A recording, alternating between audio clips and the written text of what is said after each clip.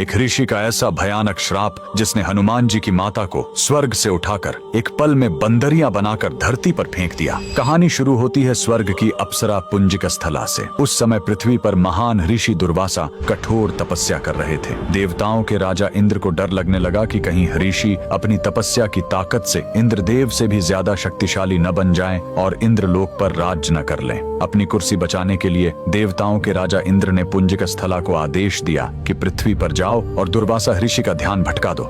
इंद्र के आदेश पर वह ऋषि के आश्रम गए और उनकी तपस्या में बाधा डालने लगी। ऋषि दुर्वासा ने गुस्से में आंखें खोली और उसे श्राप दे दिया। तूने एक चंचल वानर की तरह हरकत की है, जा पृथ्वी पर तेरा चेहरा भी वानर जैसा हो जाएगा। अप्सरा ने रोते हुए ऋषि के पैर पकड़ लिए। तब ऋषि ने दया दिखाई और मुक्ति का उपाय बताया। जिस दिन तुम भगवान शिव के 11वें रुद्र अवतार को जन्म दोगी, तुम वापस अप्सरा बन जाओगी। इसी श्राप के कारण उस अप्सरा ने पृथ्वी पर वानर राज कुंजर के घर बेटी के रूप में जन्म लिया, जिनका नाम अंजना पड़ा। बड़ी होने पर उनका विवाह महान वानर योद्धा केसरी से हुआ, लेकिन श्राप से मुक्ति पाने के लिए उन्हें एक पुत्र की आवश्यकता थी। इसलिए माता अंजना ने हम्पी के इसी अंजनाद्रि पर्वत पर भगवान शिव की घोर तपस्या की। सालों की तपस्या से शिव जी प्रसन्न हुए और वायुदेव के माध्यम से अंजना के गर्भ में दिव्य शक्ति स्थापित की। और तब इसी पहाड़ी पर जन्म हुआ बजरंग बली का। हनुमान जी के जन्म लेते ही माता अंजना का श्राप टूट गया। आज कर्नाटक के हम्पी में स्थित